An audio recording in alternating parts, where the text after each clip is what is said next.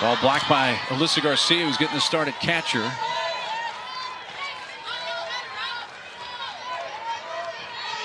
And I think Alyssa Garcia behind the dish has done a really good job. Has come in since Charlize Palacios went down, getting hit by a pitch a couple weeks ago. And to third, Sid the catch, to second, double play. So Sid comes right back and compensates for the E5, and they get a pair. That's how the game works sometimes. Sid goes up, gets it.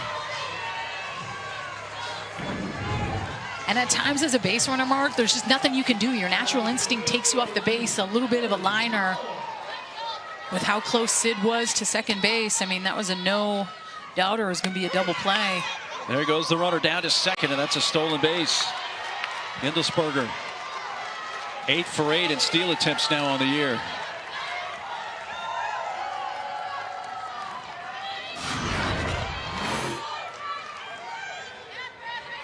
And I think this is a good move here with 2 out. Why not put her in scoring position? Leads this team in stolen bases with her 8th.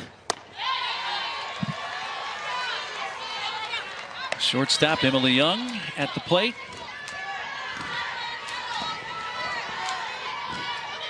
Third team all conference this year in the Pac-12. Hit a solo homer last night, which was the first run of the game for Stanford after they had fallen behind 2-0.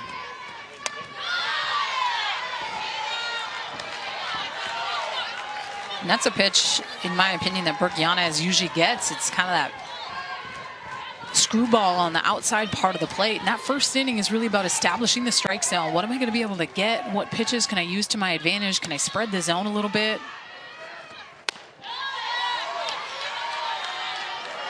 So the 3 games played between these two squads at UCLA was a sweep for the Bruins. And Stanford only scored 1 run in those 3 games, and that 1 run was a solo home run by this hitter, Emily Young.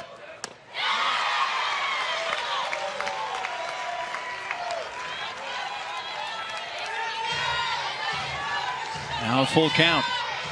I got to go back to it. Get that big swing and miss at a hitter's count, 3-1 with the off speed. I go right back to that pitch.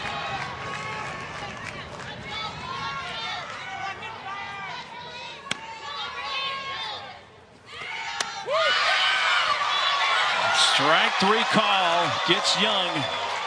And after Stanford put 2 on, nobody out, they fail to score. Yanez making the pin. A freshman season it has been for freshman Nyjah Kennedy. All Pac-12 first team as a freshman. I mean, this young lady is exceptional. She's been so fun to watch. I mean, leads the nation with that ERA. She's going to throw the ball upper 60s. Listen, elite rise ball, you guys. And I mean, something that makes me jealous, when she holds that ball in her hand, I mean, she's just, it almost reminds me of Kat Osterman. Osterman was able to throw that drop ball. She had such big hands. Kennedy can just spin it, and she is electric. Megan Grant, right fielder, leads off. That will get into the screen. And why this is such a fun matchup, it's because a couple weeks ago, I mean, we said it, but maybe a little over a month and a bit ago, Stanford ended up getting swept at UCLA, and Nyjah Kennedy took about 16 games off where she was just not pushing herself. Her injury wasn't getting any better. It was something in her forearm, and Coach Allister said, I'd rather have her in the postseason than right now. So she was someone that rested and took that time.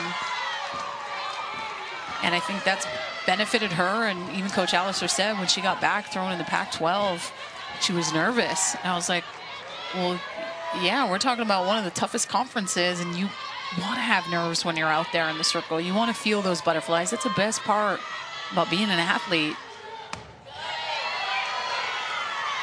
Facing another outstanding freshman in Megan Grant. We had a couple of hits in the win over Arizona last night, including a solo homer. Also walked a couple of times.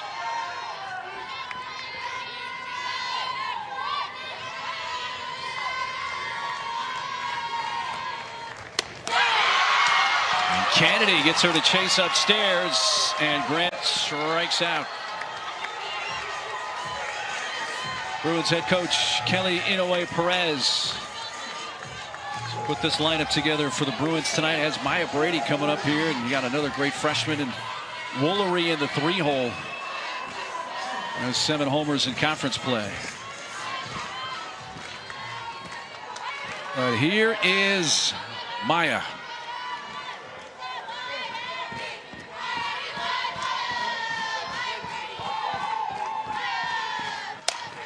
Whacks it towards center field. That's down for a base hit.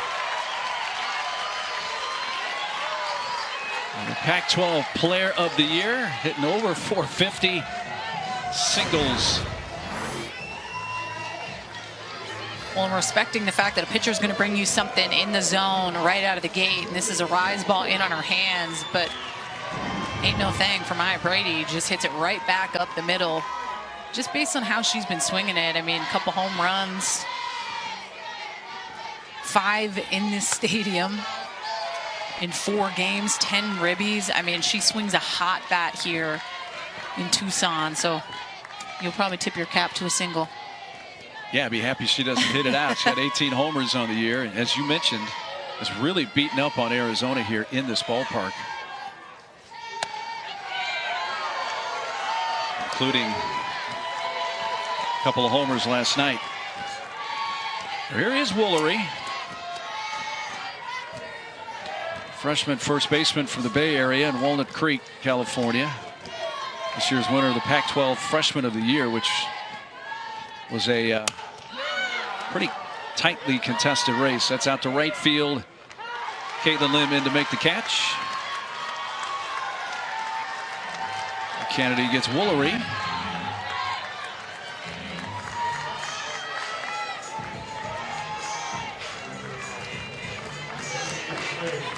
Aisha Kennedy, freshman from Topeka, Kansas. 2-time Kansas Gatorade Player of the Year in 2021 and 2022.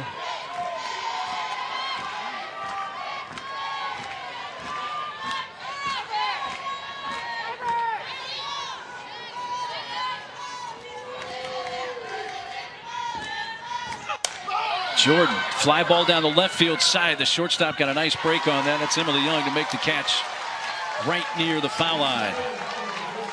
So a single by Maya Brady. The Stanford Cardinal have 40 wins, first time since 2012. They went 40-19 that year. Came close last season, had 39 wins. A 21-game winning streak fairly early in the season. Been a great year for Coach Allister's Cardinal. And this is a team that for sure is going to host a regional and may be in a position that if they are able to get past that, might host a super for the second straight year. We'll see.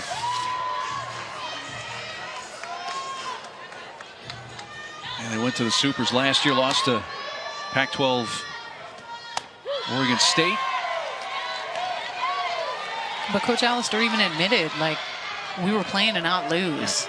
Instead of hosting a super regional with the swagger of like, all right, let's go, it was more so the nerves of, dang, I don't know if we're ready for this type of moment.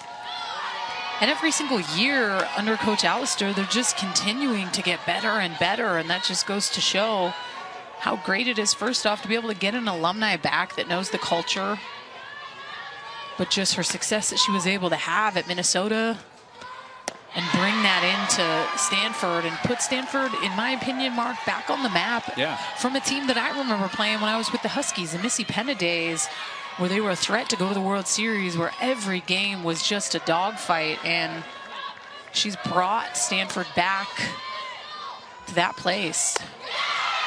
Yanez strikes out the DP, Kylie Chung. Well, this week's Sunday Night Baseball will take us to Fenway Park in Boston. The Red Sox will host the Cardinals. Coverage will begin at 6 Eastern on ESPN and the ESPN app. With baseball tonight, Sunday Night Countdown with first pitch just after 7 Eastern.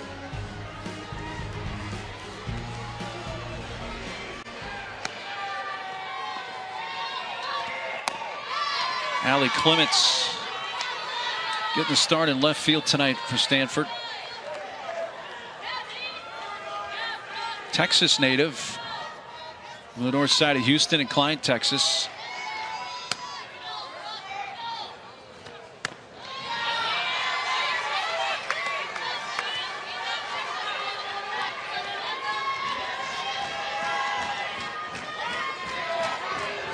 UCLA certainly got a scare last night here against Arizona, the host team.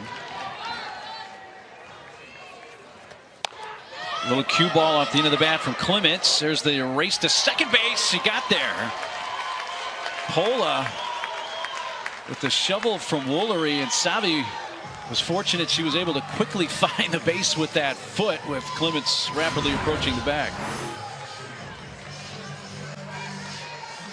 This was closer than I thought it was going to be, Mark. It is that little cue ball. Oh, it looks like she just, Pola gets her foot in there, but you could see the dugout of Stanford kind of looking over to Coach Allister to potentially look at that and challenge that call, but she said, no, I'm just going to leave it. And a great look from down the line that we just saw there, that she was out. A good call by first base umpire Brett Higgins. Emily Schultz.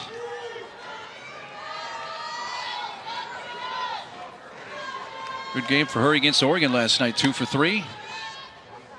And an RBI double to tie the game at that point. That's out to second base, and Pola fields and throws out Schultz. To the home half of the second, Kelly Inouye Perez's UCLA Bruins bring up the 5, 6, and 7 hitters.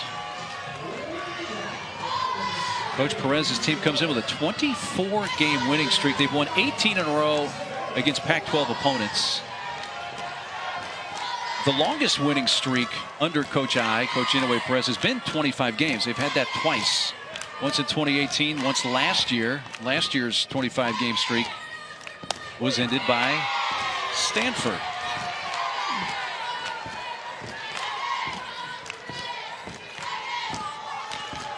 Leading off for the Bruins is Savi Pola, the second baseman.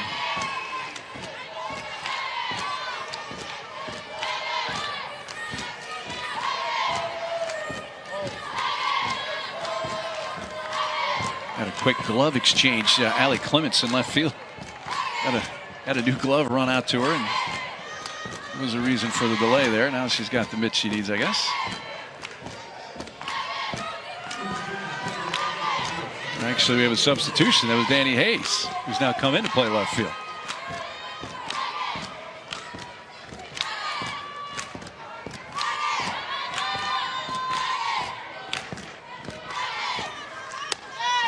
Pitch upstairs to Pola.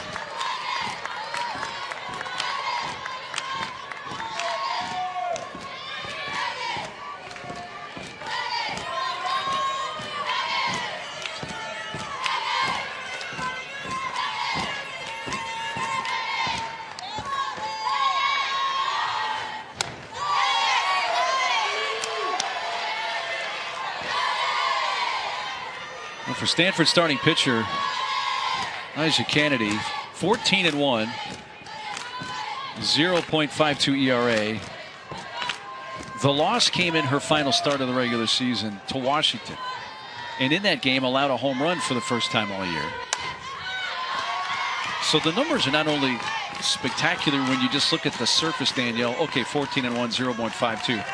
But to not allow a home run as a true freshman pitcher in the Pac-12 into your final game of the regular season, I didn't know she missed a section of time. It's still incredible. Well, and when you also think about that she's an out pitcher, right? Rise ball pitchers tend to live and die with that rise ball, and when they miss big, and they give up the home runs. And the fact that she had only given up one so far, I mean, she doesn't miss much with that pitch. That's truly what it means.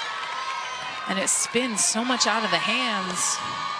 It'll be interesting to see kind of adjustments that UCLA makes along the way on that type of pitch, because I don't think that Nyjah, maybe besides the Washington Sunday game where she gave up the home run 3-run shot to Kelly Lynch and they ended up getting run ruled, I don't think she's been challenged with teams not swinging at that pitch up in the zone. Guided over the head of the second baseman River Mailer and into right field, and Savannah Pola leads off the Bruins second with a single.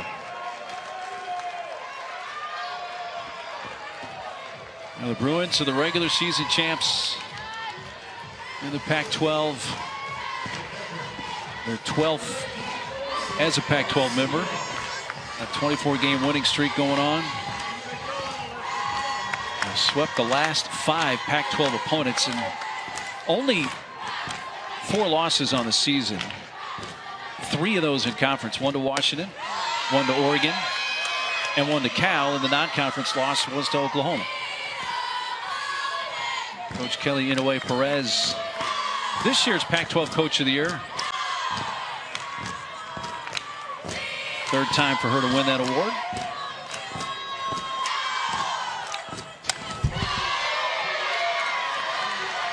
I mean, you're looking at like 2 back-to-back 50-win seasons. That's huge.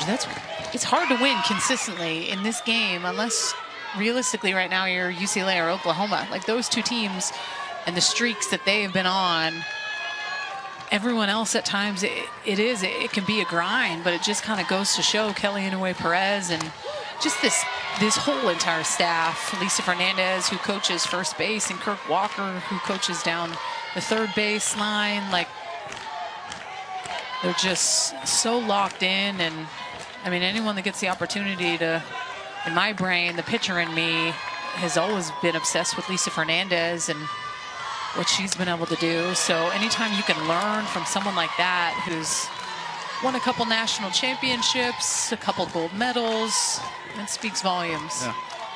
No big deal. No, there she is. 3-time gold medalist, excuse me.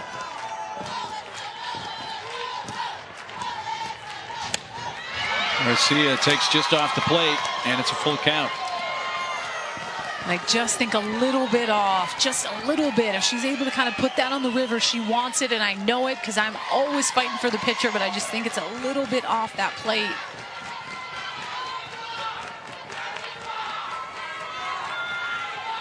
Three-two pitch to Alyssa Garcia as she checks her swing and takes ball 4 up high.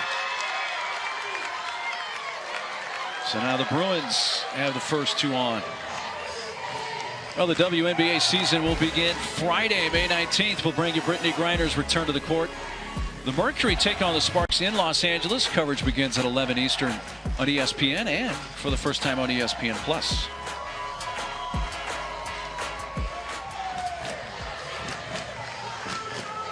Tori Nyberg out, the pitching coach for Stanford. I think just trying to go out and just give the freshmen a second to take a breath.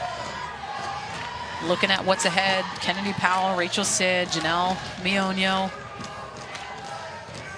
And to me, really, Mark, it's about establishing that rise ball lower in the zone. Like she's throwing it too hot and those hitters aren't even sniffing at it. And listen, when she gets that rise ball working, you'll see a lot of swings and misses. But we've seen these last couple hitters, Pola, be patient, Garcia patient, not swinging at pitches that they see above the eyes. So the adjustment that needs to be made by Nyjah Kennedy, she's got to spin the rise ball and throw pitches with that spin, but it has to be lower in the zone and on a corner. Nyjah had a 9-pitch first inning, so she's already thrown 12 here in the second. Bunted in the air, Kennedy makes the catch, looks around, nobody biting, leaving too far from their respective bases. So that's a bunt pop out off the bat of Powell, 1 out. Well, let's be real, the hardest pitch to bunt in the game is the rise ball. You don't want to be bunting that because that's exactly the situation that's going to happen. You're going to pop it up. It's a tough task when you're going up against a rise ball pitcher. You want to make her bring it down, excuse me. Rachel Sid, 5th-year senior in her first year with the Bruins. After 4 years with Oregon, she fouls the first.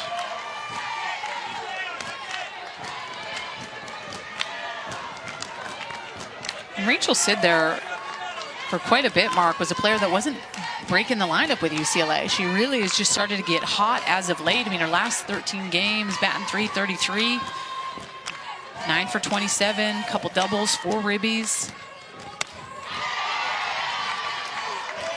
And that's a pitch that we haven't seen a whole lot of tonight. She's primarily been up in the zone, but that curveball complements the rise like crazy when she's able to get that good spin on that pitch, and at an 0-2 count, I'm going right back to that pitch and spinning it in the other batter's box.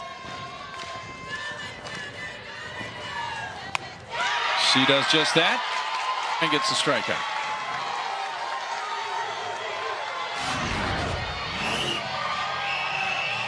And you have to be smart when you're playing a UCLA team that swings it the way they do. So maybe this is a pitch where it's like, hey, we're going to hold the curveball really until we kind of have to bring that out. And she did. It's the first time that I've seen her throw that pitch back to back with that good of spin. It's a big time K with the momentum UCLA has on the base pass right now. They pass the bat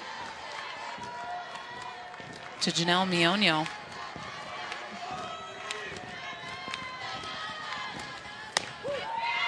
Mionio takes a strike.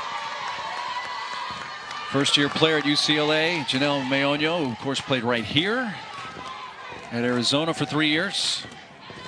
Was Pac-12 Freshman of the Year with the Wildcats.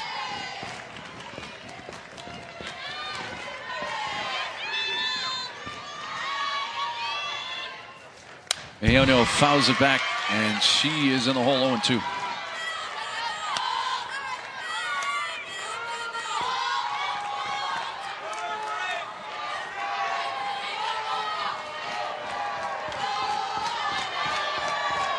Bruins put the first two on. A pole base hit, a walk to Garcia. Now 2 on, 2 outs.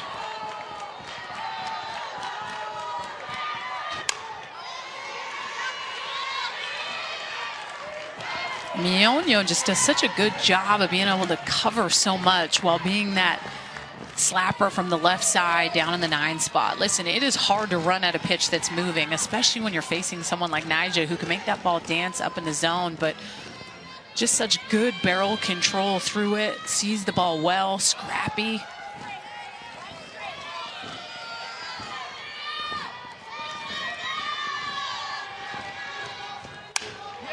Chop to third. Throw to first is in time by Steele. So after the walk put 2 on, nobody out, Kennedy throws 8 straight strikes. Season is not that way, right? Like everything is double elimination. So sometimes these tournaments can bring out something a little different. Electing to let it roll foul. Woolery does so. Steele will come back. Yeah, I like the single elimination, because there are some conference tournaments where you can lose twice, but not the case. Kennedy talking with Coach Nyberg. Listen, this is what it's all about, and this is regardless of the outcome. This is such good experience for Nyjah Kennedy to go up against a team that you know is going to be in Oklahoma City. You look at the track record of UCLA since 2015. They have been in the World Series 7 times. Across the board, Oklahoma since 2015 has only been there 6 times. UCLA is the team that gets there every single year. They play well under pressure. Offensively, they can swing it. So the fact that this freshman is getting this type of experience this late in the season only puts her in a position to start getting mentally ready for what lies ahead. And she doesn't know what the postseason is supposed to feel like, but this is a good introduction to that. Steele hammers a line drive to left, and Kennedy Powell read it well, came in to make the catch. So in a roundabout way, you just basically said UCLA has made the last 7 Women's College World Series actually in a row, because there was not one in 2020. If my math stands correct, since 2015 they've been 7 times. Yes. Yeah. Thank you for calling me out on TV on my math skills. No, I just needed to add that little exclamation point. Yeah, I feel that. Thank you. Not that I don't enjoy occasionally. You're poking the bear. Yeah. You're just big poker. Which is why I like to poke the bear. Especially in a game like this. The pitcher's duel. A lot on the line. You're in your element right now. Yeah. Caitlin Lim takes a little low.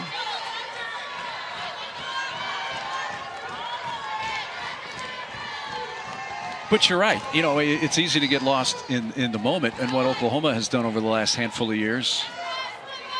But UCLA, has won 12 Women's College World Series. It's an incredible history. Incredible history, and the Big 12 has won 6. And OU has won all of those. Yeah. So, I mean, the Pac-12 has won 24 national championships. So the parity in our sport is like nothing else. It is just constantly getting better. Teams are knocking at the door. And yes, teams like UCLA and Oklahoma are still staying up top. But there's other teams that are continuously making their mark and making a big push. And I mean, you even look at last year, 3 teams out of the top 8 made it to Oklahoma City when it mattered. Texas, the unseeded team, makes it to the Natty. Out goes Maya Brady onto the outfield grass. 2 outs. Well, if you just start with where we are right now, and we got UCLA on the field, UCLA and Arizona, those 2 programs right there, when you put their national titles together, find me a better duo than that. And you know, Oklahoma's making a charge at this, but those are the standard bearers. They are. Hey, I'm proud to be a part of one of those natties, but just not with either one of those schools. One of the 24 for the Pac-12, yeah. Pac-10 back in the day.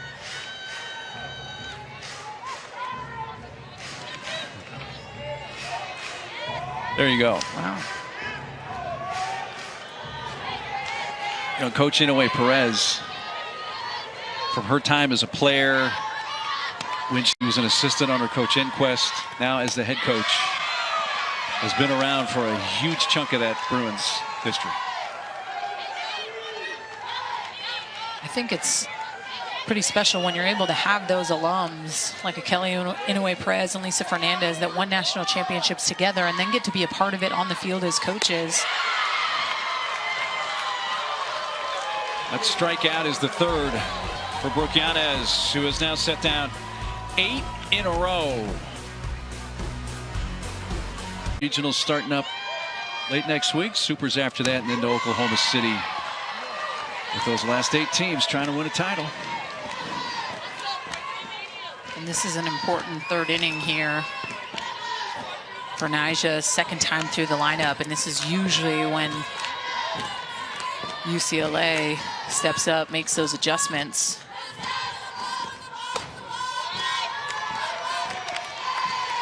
Top of the order, Megan Grant.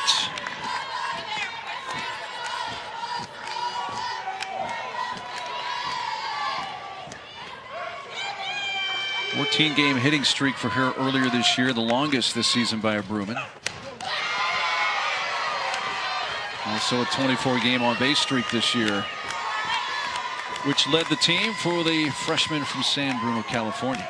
Well, Megan Grant had a situation yesterday when they were playing Arizona where she caught a ball in right field that just saved the day for Megan Framo, and she ran in and ended up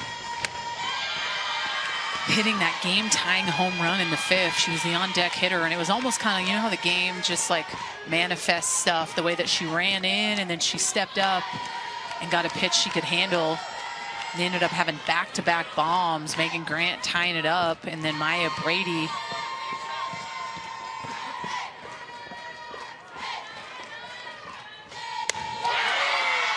Kennedy challenges her and fans Grant for a 2nd time.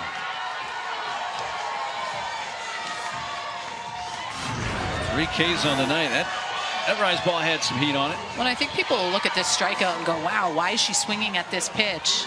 Until you step in the box and you face an elite level rise ball pitcher, that looks like an absolute meatball coming right down the dish, and you're getting that big of a swing and miss on that pitch. It just goes to show how deceptive it is. It looks like a fatty. It looks like something you can take out of here. And even a hot hitting Megan Grant is swinging at a pitch over her head because it looks that good. Maya Brady singled on the first pitch she saw in the 1st. This year's Pac-12 Player of the Year, Pac-12 batting champ. Still has a chance to win the Pac-12 Triple Crown. The Pac-12 batting title runs through the end of the last conference game into the regular season. But the Triple Crown, they count all the games, including the postseason. So she still has a chance to win the Pac-12 Triple Crown, but already technically won the Pac-12 batting title.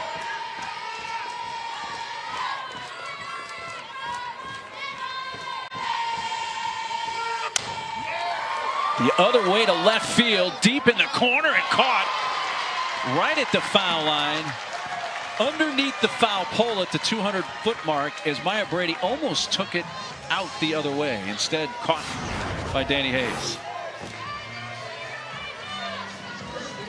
Hayes does a good job staying on that. I thought that was going to be an Oppo Taco out of here.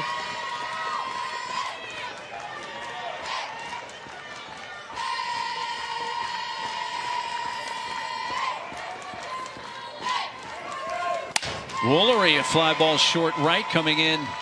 Caitlin Lim makes the catch. But I mean, this is what it's all about. Everything is about putting yourself in a position to be successful in the postseason. And these types of matchups in conference tournaments prepare you for that. And this UCLA offense gets to go up against one of the best in the nation statistically and challenge their offense and see if they can make those adjustments.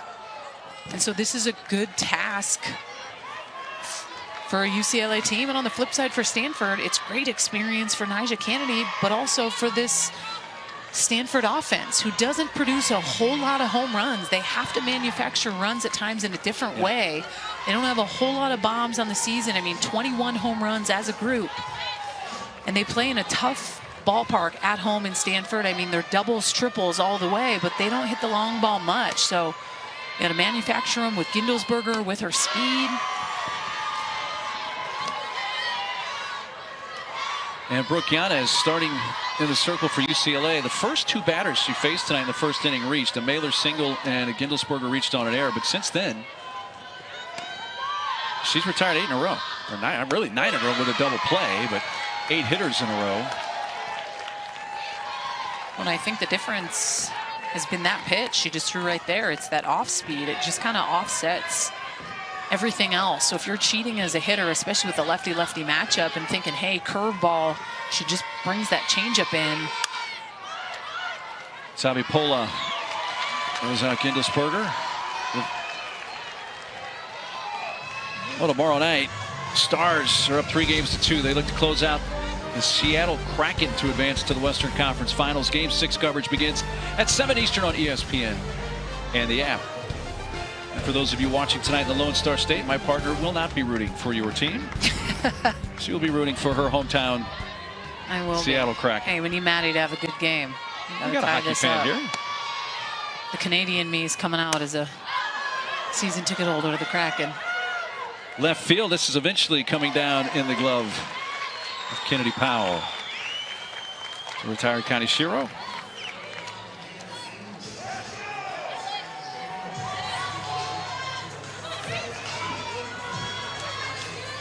Brooke Yanez has found her groove. Coach Allister, we will chat with when we head to the following inning.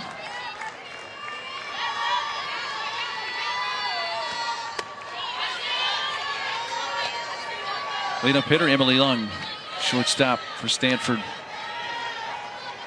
held out on strikes to win the first inning.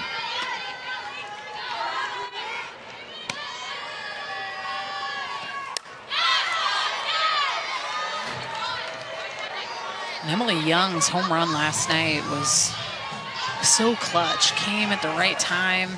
Just kind of really began that 2-run rally to tie the game in the 6th. She only hit her second of the season, but it just came at such a big time for Stanford, and everyone rallied behind it.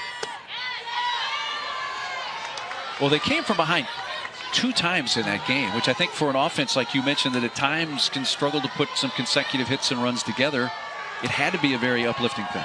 Well, and the fact that Young, and then you had the pinch hit home run from Chung as well, has to give you a little bit of confidence. Sometimes you don't always want to rely on the long ball. We know Stanford's not going to, but if it happens in situations like that, like those are things, hey, I'm going to take it. And maybe when we get into the postseason, someone like an Emily Young or Chung can put a good barrel on it in a big situation and step up big again because they've seen themselves do it.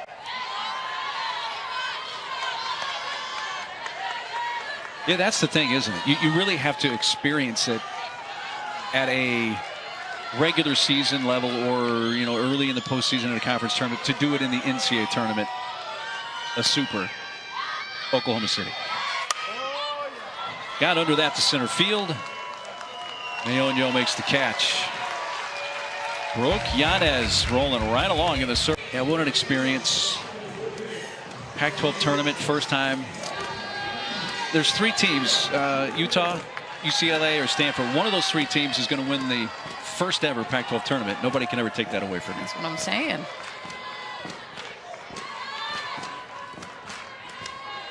Leah Jordan leads off. Takes a strike. We also have a couple solidified finals heading into tomorrow. ACC final is going to be Duke taking on Florida State. Big 12 will be OU, Texas. SEC, South Carolina, Tennessee. And then Big 10 will be Indiana, Northwestern. And the one that I'm digging the most, it has to be South Carolina. That come from behind win against Auburn today. Donnie Goborn just pumping heat in the reliever role. 70 miles an hour. She's been so much fun to watch. And even before Coach Allister popped on the headset, she's like, God, I just can't stop smiling. Like, that's just kind of what the postseason feel is all about. It's about just these great matchups. You're seeing some upsets. It's nothing like it. You know why I'm smiling? Because you're working with me? That's part of it, yes. All right, all right. The other part is you and I tomorrow will be here calling the first ever Pac-12 tournament title game. Hey, no one can take away, right, the analyst and play-by-play on that game. Well, let's not like throw a challenge out there for anybody that could do that. Let's just lay low, show up tomorrow, and have fun. Just do our job. Yeah. And watch the rest of this, because this is high-level softball. Stanford, UCLA, Pac-12 tournament semifinal, and Nyjah Kennedy working to Jordan, who was a great story in herself. Aaliyah, you know what? When you and I, we've been at Clearwater the last couple of years, and when she tore her ACL a couple of years ago, I mean, that was when we walked away, we're like, that's the one thing that's bummed us out about this experience, is when she got hurt. Yeah. I know. But I love the fact that she was issued that redshirt year yet again. 2 medical redshirt years. She's dealt with so much. I mean, elbow surgery, she's knee surgery. I mean, she's had to battle. But the one thing that Coach Kelly Inouye-Perez talks about is just her commitment to the program. She could have easily thrown in the towel and said, I'm good. I don't want to continue to keep doing this. It's a grind doing rehab nonstop and trying to get your body to do things that maybe it can't do anymore because it's been hurt. But she stayed the course, and she's one of those that when she steps in the box, she's an intimidating presence because of her numbers, and she's almost like a coach. Coach Inouye-Perez says. Well, her first game this year was March 24th at Oregon, and then about a week or so after that, she hit 2 homers in the Stanford series and won Pac-12 Player of the Week in early April. One of those defining moments that had her back healthy and playing again. And listen, I've seen Nyjah Kennedy sneak a changeup in there. We saw it last weekend against Stanford to seal the deal on Friday night. We've yet to see her throw one in this game.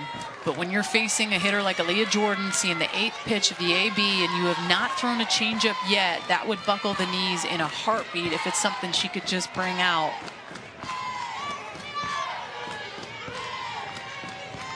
You are locked in tonight, Danielle Lurie.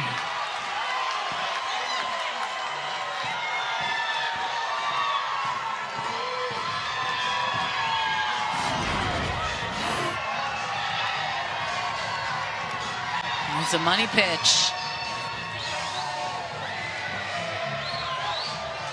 I'm here for this. I'm here for that. Like, that's a big time pitch. And Kirk Walker, third base coach, not happy about it. I think he thought maybe it was up in the zone a little bit, but it almost looked like she did swing on it. Regardless, she was fooled.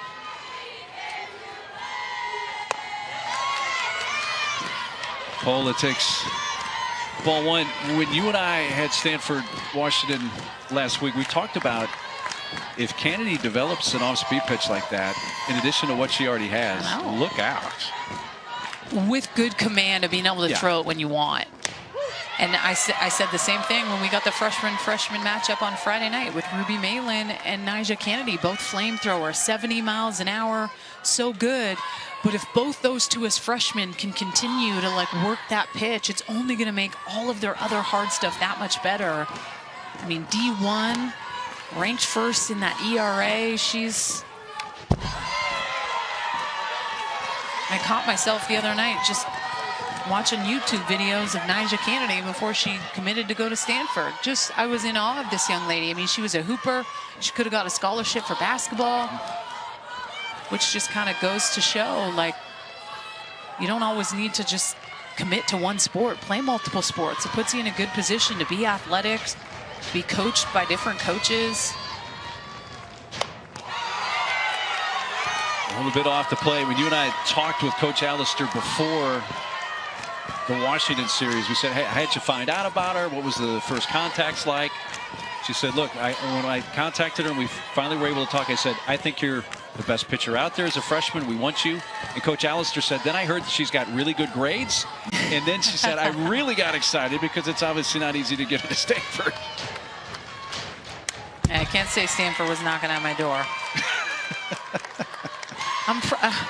I'm proud of what I did, but I'm saying I'm not a Jessica Mendoza or, you know, a Nyjah Kennedy. And Stanford at times is a team that doesn't hit up the transfer portal as much as everyone else when you think about it because of that. It's very hard for them to do in any sport. Yeah. Stanford, yes, the transfer portal. But Coach Allister said Nyjah Kennedy was the first call. As soon as the clock hit and it was time, boom, we're calling her. And she said just that, like, by far you're the best pitcher in class, never seen anything like you, followed your career, made many trips out to go watch her play. And athletes like to kind of know that, hey, I'm your front runner. Like, I want to be your first call. You want me, I want to know that you're making that effort. Another 2-2 pitch to Savipola. Ooh. Changing speeds a little bit again, and a foul ball. Another 8-pitch at bat coming here. And just even being able to show that pitch, Mark. Okay, we get a foul ball from Pola. She's battling. She's seen a lot of pitches. But now even at a 2-2 count, you can bring that rise ball up underneath the hands because you have that little hint of doubt in the hitter of like, dang, she has the off speed. Where's she going to go?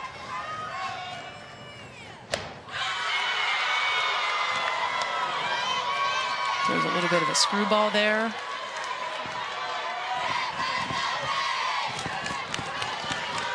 Pola has seen this go to a full count.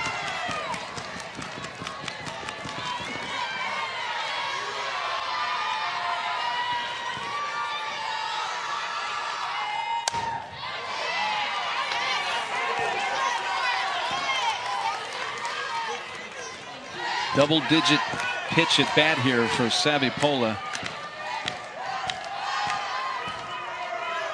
And Pola has had by far the two best ABs of the day. Battled 8+ pitches her last at bat and ended up getting a single going on the 10th pitch here.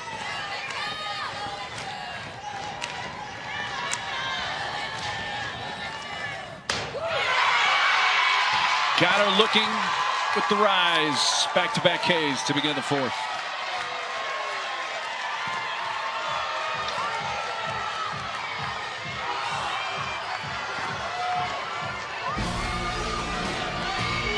Now this week's Sunday Night Baseball, Fenway Park, Red Sox Cardinals coverage at 6 Eastern on ESPN and the app.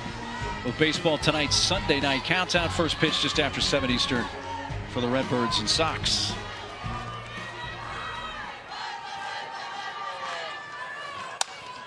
Garcia shoots it foul.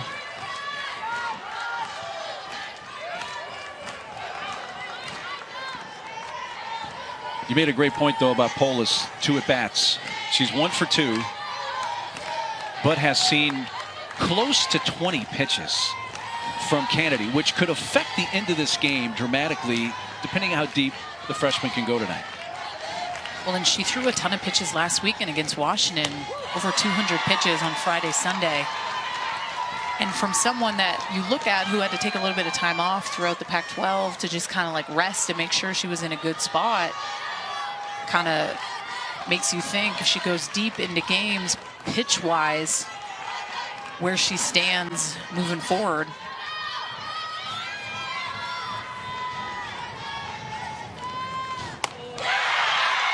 The freshman from Kansas strikes out the Bruins side.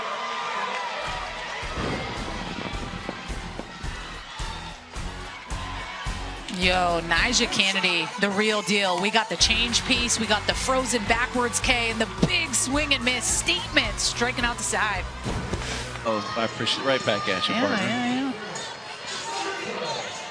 If you had to pick one, two, what were the best pitchers duels you were ever involved in? Oh, dang, Mark. Yeah, and you led me there. Hey, I'm going to go with the Natty game, me going up against Stacey Nelson. Because there was a lot of hype in that game, and she was by far one of the best pitchers. And I felt very lucky to just even be in that, same ballpark getting to compete for a national championship. But that was probably one of my favorite games to pitch in. I also loved pitching against Missy Penna for Stanford back in the day. She was always tough to face. I could certainly understand the 2009 title game because it was the culmination of a long journey for you from the Olympics, coming back that whole season. Well, and that's when it was just nonstop. Like, this is the SEC's year. It was all the hype. Florida was going to win it. Tim Walton, Francesca Nea, Allie Gardner, Stacey Nelson, SEC Pitcher of the Year, and I'm over here like, no, not up in here. but I think that's what makes the game so special. When you're not supposed to win and everyone counts you out, it's the best part about it. Rookie Yanez fans Chung for the first out of the fifth. And the WNBA season begins on Friday, May 19th. We'll bring you Brittany Griner's return to the court. The Mercury take on the Sparks in LA. Coverage begins at 11 Eastern on ESPN and for the first time on ESPN Plus.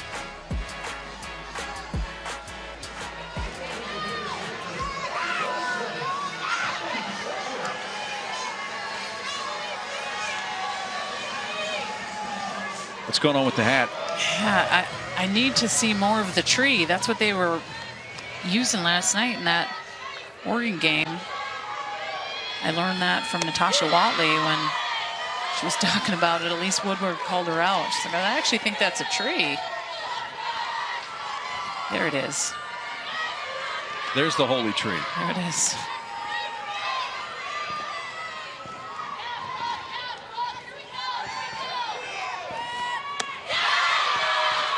Yanez pulling the string and gets ahead 0-2.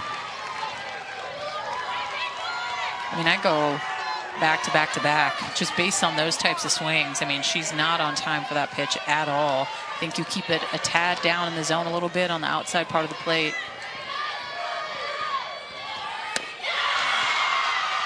You've done this before.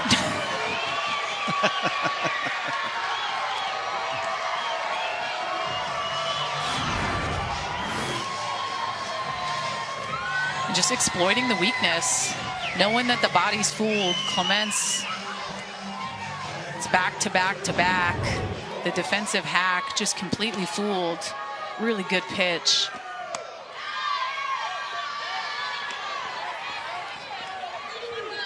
But more so, Mark, it's about just the command piece. Like, a lot of pitchers have changeups, but the command to be able to throw it when you need to, the level you want it to go at, with the pressure of the situation, can you throw it when the lights are bright and it means something? Well, Schultz turns on that, hits it high and deep to right. And Megan Grant seemed to battle that a little bit, but makes the catch just in front of the warning track. And Yanez keeps rolling in the circle for the Bruins.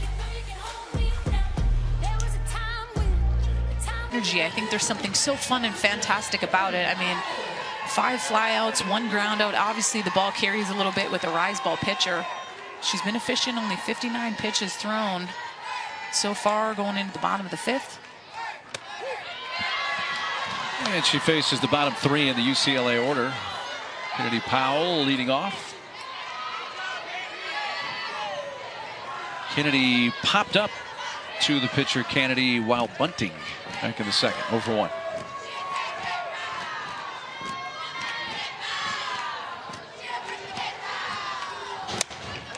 Shoots that to left. Danny Hayes has been relatively busy since coming in the game in left field in the second inning.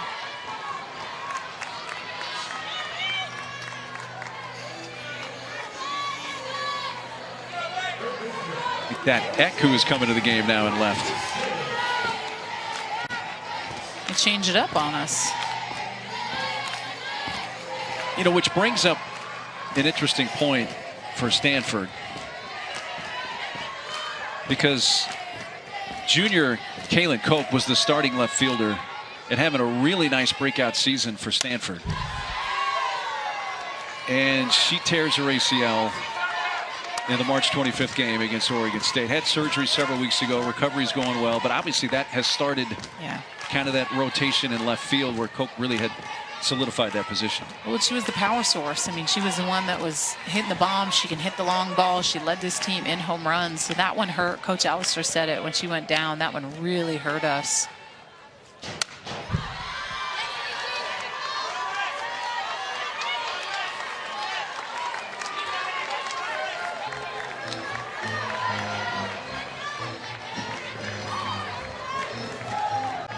Scoreless in the fifth. Who blinks first tonight? And what inning might that be? It might be well into the ninth. We'll see. Especially for those of you watching on the East Coast tonight. Hey, you know, Jess Mendoza's tuning in. She'll be a part of that call tomorrow with Beth Mowens, Michelle Smith at SEC Final, South Carolina, Tennessee. Can South Carolina do it? Wow, what a run. I mean, impressive. You know, the one thing I think about is how can we get Donnie Gobourne another year? Yeah. Like, this young lady, really, this is her first time being coached up in the pitching department by Coach Bev Smith with South Carolina. And you look at the fact that this young lady has learned to throw a changeup this year. The SEC tournament, I've been tuning into every game watching, and to me, that's been the most impressive part. 73 up in the zone with a changeup with great command. Another strikeout for Kennedy. She gets Sid. And tomorrow, it's the inaugural XFL Championship game. You have the Arlington Renegades. They'll battle the DC Defenders. And it's from the Alamo Dome in San Antonio, 8 Eastern on ABC, as well as ESPN Deportes and ESPN Plus.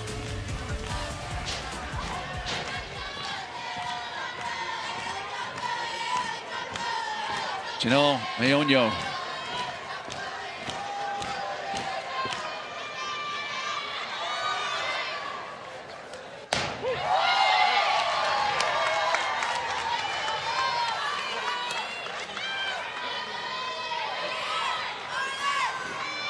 For one with a ground out to third.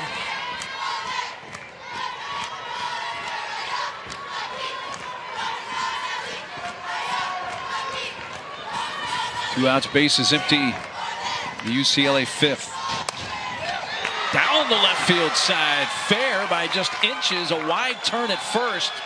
But there's Eck in left field making a nice play to hold Mayonio to a two-out single. Yeah, that was a really good job by Eck. With a cannon to second base, Mayonio was thinking double all the way once she saw that that got down.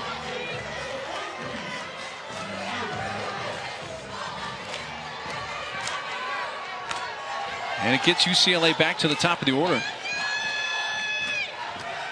And this sounds interesting saying this, but I would rather face Megan Grant with 2 outs than to lead off an inning. Now, are you saying that because of the first 2 at-bats she has had strikeouts, or? I'm saying if I was in the circle right now, I would rather be okay giving up the base hit to Mayonio and saying, okay, I would rather face Megan Grant with 2 down opposed to a clean inning with pop of Grant to Brady.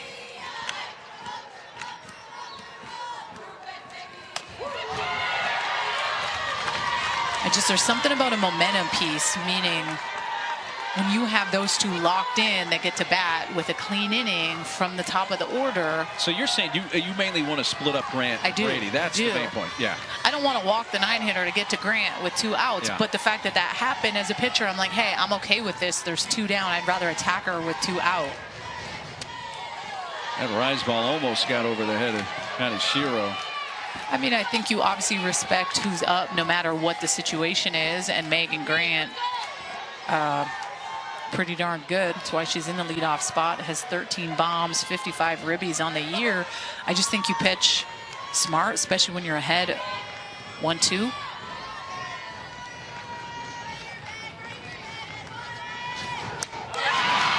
I now see the light.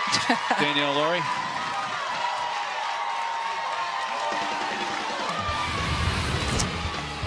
She has retired the last 14 batters, 7 flyouts, 3 groundouts, as well as also being efficient. Only 56 pitches thrown heading into the top of the 6th inning. Steele, the 8-hole hitter, leads off. The only 2 base runners for Stanford were their first 2 hitters of the game. River Mailer singled to right to begin the game, and then Gindelsberger reached on an error on a little twisty ground ball up the third base line. Ooh, and I got a piece of Garcia. Right in the leg. But after those first 2 reached, as you mentioned, Yanez has been perfect. 14 in a row. They buy Alyssa Garcia a little bit of time here to kind of try to walk that off. An interesting thing to think about here. Garcia has come in since Palacios went down, but Palacios from the dugout, Mark, still calling pitches. So she's in the dugout. She's by Kelly Unaway Perez. She's calling pitches. You love to see it. You know, Palacios, who has a left hand injury that got hit by the backswing of a batter. And initially she was quote unquote out indefinitely. What they told me today is she's just out for now. We're hoping it's not indefinite. So they're at least crossing their fingers, UCLA, that maybe she can come back at some point here in the postseason. We'll see. At least still making a huge impact, even though she's not out there physically, still present, still connecting with the pitchers, big responsibility, calling pitches. Soft liner, basket catch at the shoe tops of Savi Pola.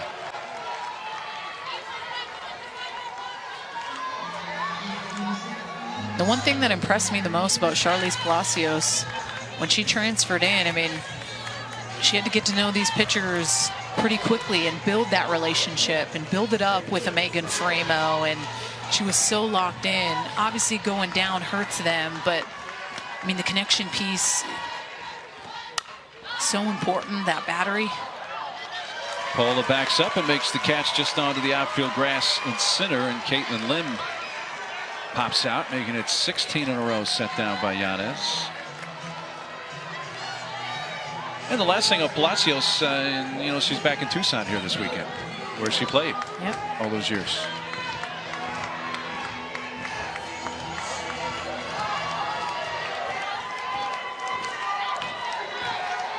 River Mailer's up on the top of the Cardinal order.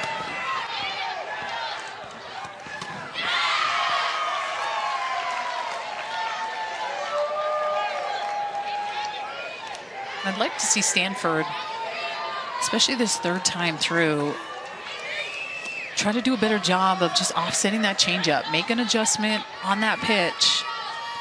Whether you step into the box with a mentality of sitting changeup and swinging hard, but that pitch has ate them alive their previous 2 ABs. And it's just made everything else that Brooke Yanez throws that much better, because it seems like they're just unsure of when that pitch is coming. And then they're taking pitches like that. When those are the money pitches, those are the pitches you have to swing at.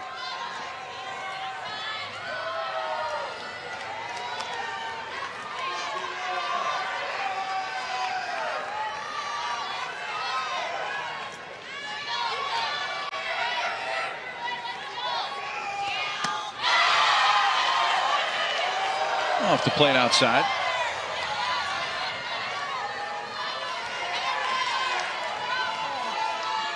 Naylor has the lone base hit for Stanford, leading off the game with a single to right.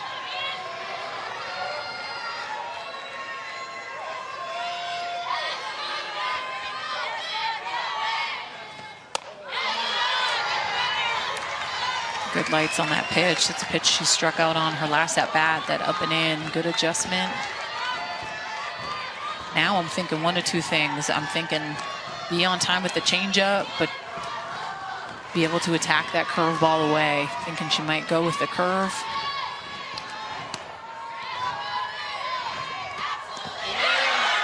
Speed, wave and a miss. Throw to first. Close, safe.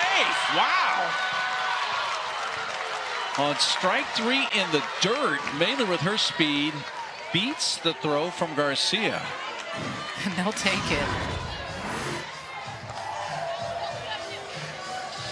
This is just filthy pitch, changeup that hits the dirt. Garcia does everything she can, but ooh, that was close. I think it's the right call, though.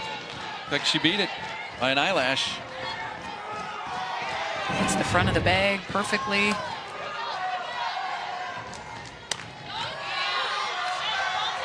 A strikeout wild pitch. And instead of it being 17 in a row retired, technically that string is now over.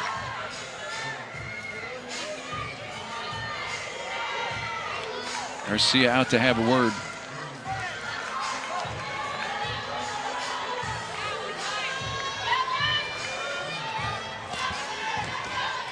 Here's Taylor Kindlesperger.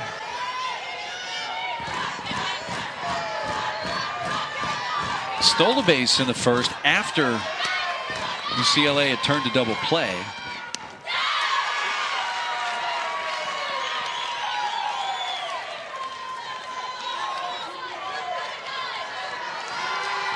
This could be the last ups here for the top of the lineup for Stanford. Try to make something happen here with Kindlesperger.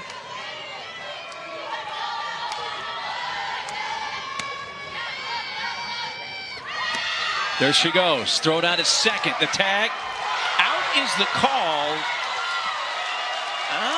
Wasn't so sure in real time, but and I would use a challenge. Yeah, are they going to challenge here? Yeah, they're going to challenge this. They are going to challenge.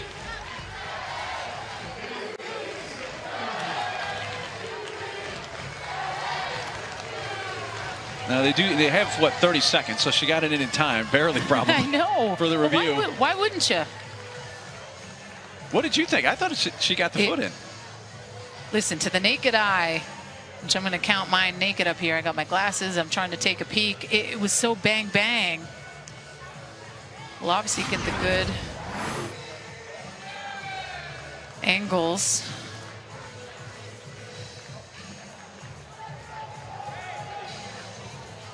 Yep. Oh, she's out. Yep.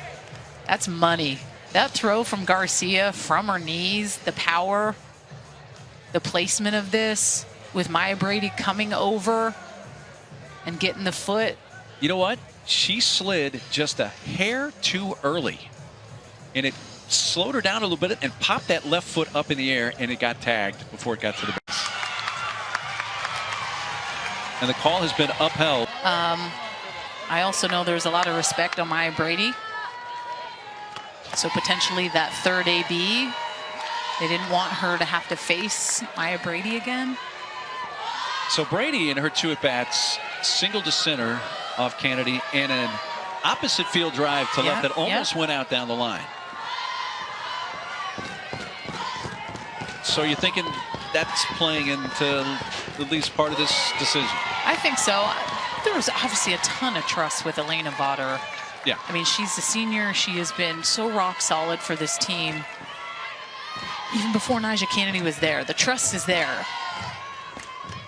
But Nyjah was rolling.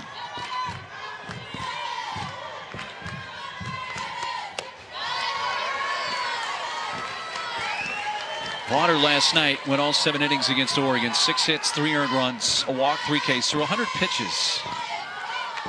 And she's been an outstanding pitcher throughout her career. A couple times first team All Pac-12, including this year for the third time, first team. To short, off the glove of Emily Young. And Brady is on to begin the bottom of the 6th.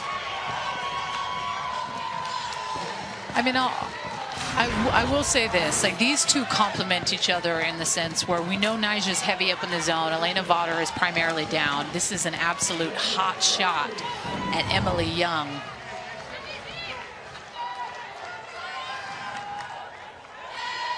First Stanford error of the game. Another chance out at second. Oh, safe. Then Mailer couldn't handle the throw from Young, and that's most likely going to be back-to-back errors.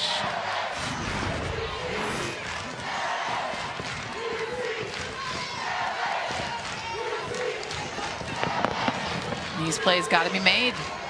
I do think she picked it up before she slid in there, and this to me would be a play that if I was Coach Allister, I would be going to the headset on.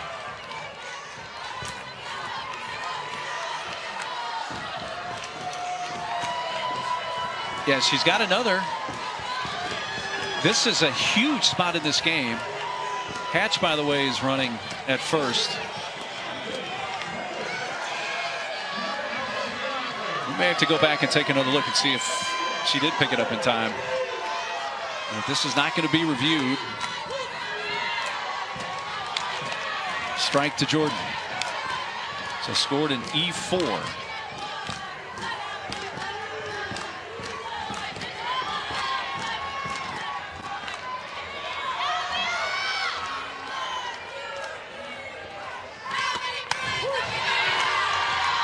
Oh, 2.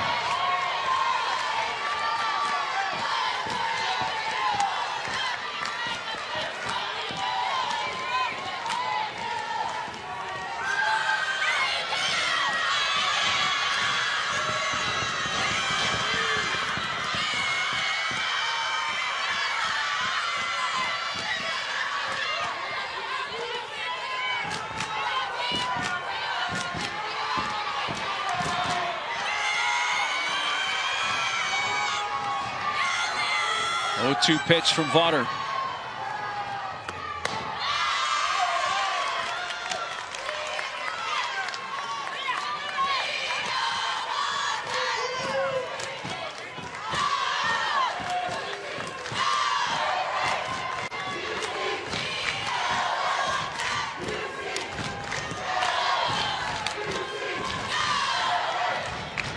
Two on, nobody out. Bruins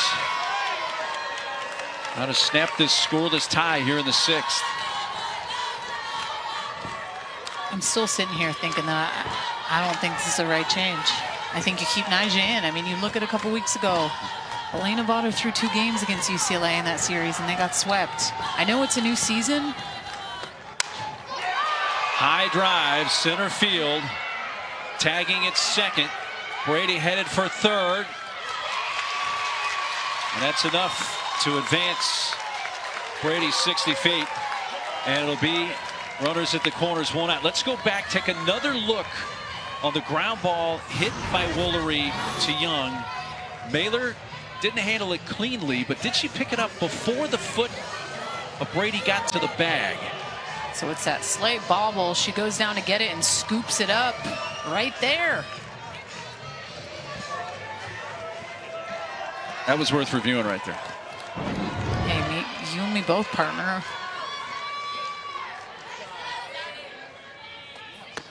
I do think sometimes that these coaches, when they use the challenge, right, like they just used it, so then it's like, oh man, do I pull the trigger on it again? Is it a buzzkill? Do I use it? Do I not? So sometimes you second guess it. And in that situation, like if I'm River Mailer, I'm putting my hands on my head, like I think you got to review that, coach. But I don't think River probably, she's just focusing on trying to pick up the ball. I don't know if she could have realized, but maybe. Someone noticed. Yeah, someone noticed. Big play. point in this game. Savipola. 2 balls and a strike. So 2 errors. A fly ball that advanced Brady. A little graduation. Oh, yeah, it's graduation weekend. And they got fireworks going on over by the football stadium.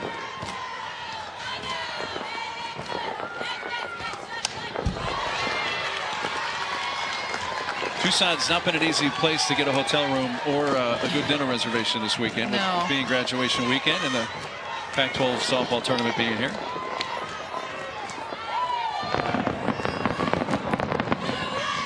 I thought for a second it was thunder, but then I realized there was no clouds earlier, so And it we're in couldn't the have matched. Couldn't have worked. 2-2 pitch. Savipola. Good pitch.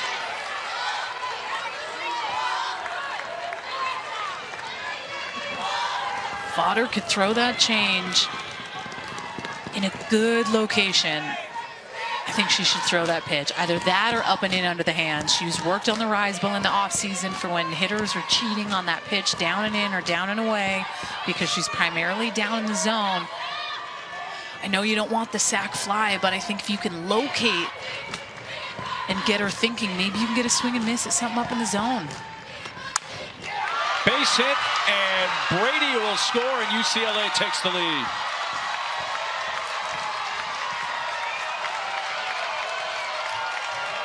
'26th RBI for Savipola, who's had 3 tremendous at-bats tonight. She has. If anyone was going to get that first ribby of the game, it was going to be Savannah Pola. I mean, look at her just stay on playing with that pitch on the outer half. Just hit it right through the left side. And I stand by what I said earlier. I don't make that change. I keep Nyjah Kennedy in this game. This was her game. Whether it was the plan of attack or not, I mean, no disrespect to the coaches, but the athlete in me wants to see someone like that be able to see this game through.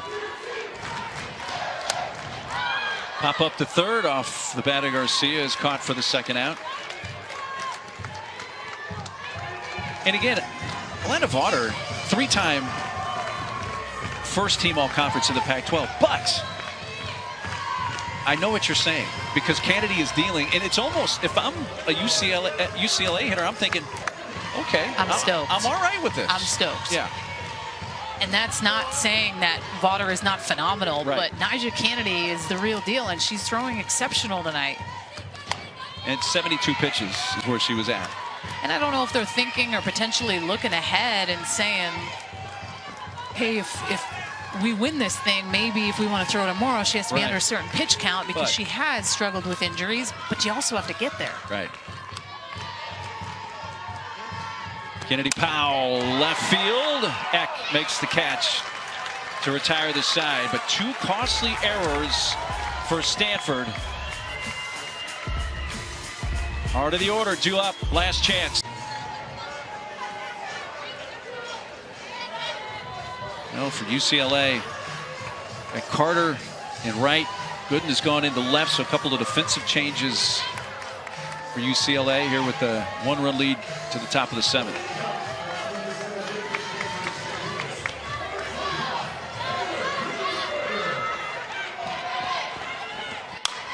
First pitch swing and off the glove, and there's a leadoff base hit, or we'll see a leadoff base runner for Gindelsberger.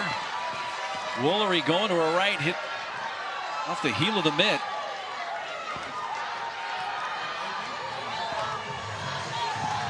You know, as far as she was having to come off the bag to get that, it wasn't a for sure thing. I don't think she was going to win the race, but she might have.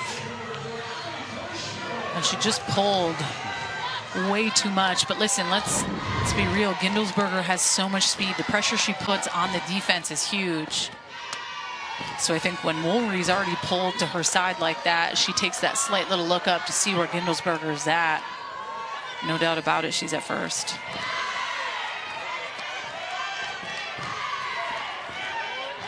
Kanashiro's up. They have not ruled, by the way, on that hit or error, but Gindelsberger on, representing the tying run.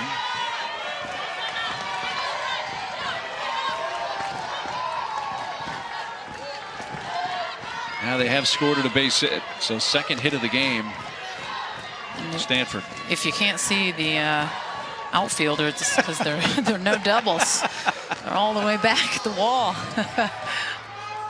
And I get it. Gindelsberger, a ton of speed, leads his team in stolen bases.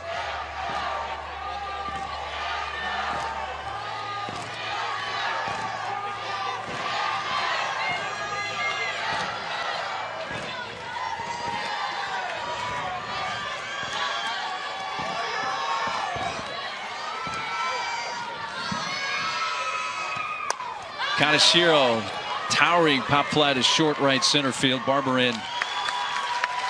Carter, that is, to make the catch. That is out number one.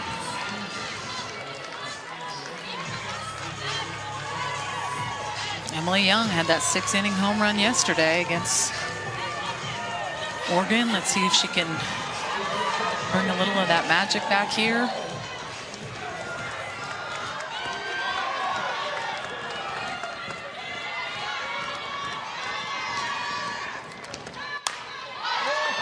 Shallow right, and a good break by the second baseman, Savipola, who's having a real nice game.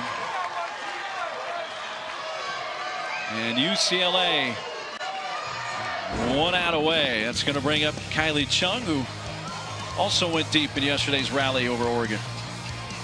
You love to see it. This is a team that's not known for hitting the long ball, but they stepped up yesterday. Had some big time hits as of late.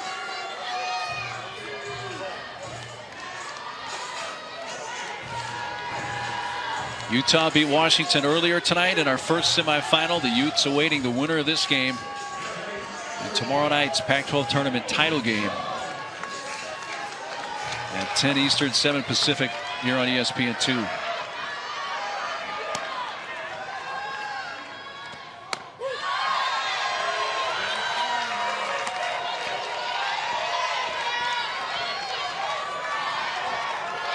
Just even looking at Brooke Yanez's pitch count, only 77 pitches needed so far with 2 down. It just goes to show how good she has been. To short, Brady makes the catch. And the regular season champ UCLA Bruins will play in the first ever Pac-12 tournament title game, taking on Utah. What a game, Mark. Whew. That's what we've been waiting for all week. A no decision for Kennedy. 5 scoreless innings, 72 pitches. And it's UCLA and Utah tomorrow. Can't wait tomorrow, partner. I'll see you tomorrow, huh? Let's go. We will indeed. UCLA with an unearned run beats Stanford. There's your bracket. Look forward to seeing you tomorrow. For Danielle Laurie, our great crew, I'm Mark Neely. Utah, UCLA for the title tomorrow. Good night from Tucson.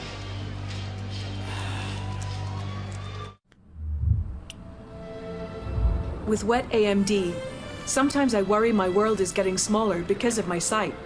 But now, I can open up my world with Vabysmo. Vabysmo is the first FDA-approved treatment for people with wet AMD that improves vision and delivers a chance for up to 4 months between treatments, which means doing more of what I love.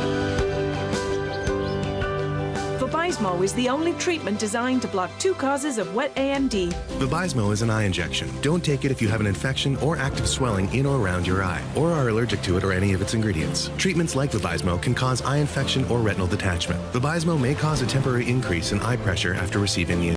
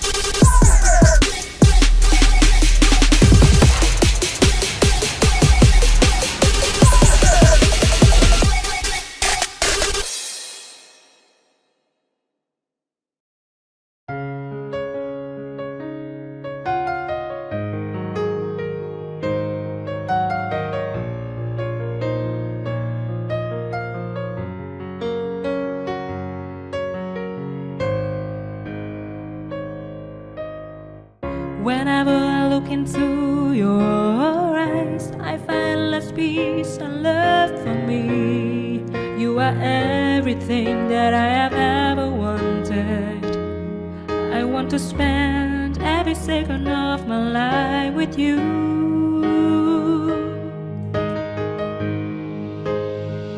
I don't know if some kind of a magical if agreeing with you. So the joy effect that I have turned us away. So did the effect on your smile on me in my life. Baby, you are and will remain mine forever and ever.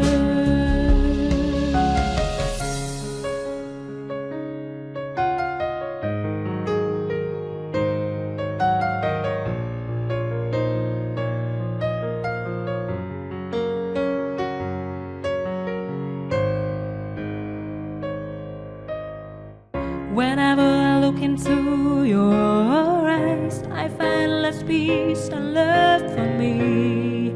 You are everything that I have ever wanted. I want to spend every second of my life with you.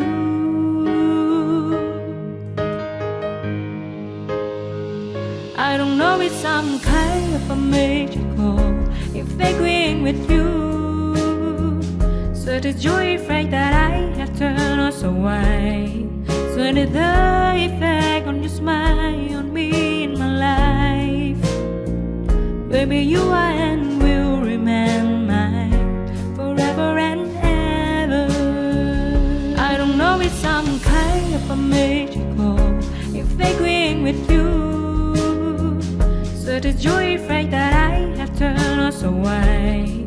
So did the effect on your smile on me in my life. Baby, you are and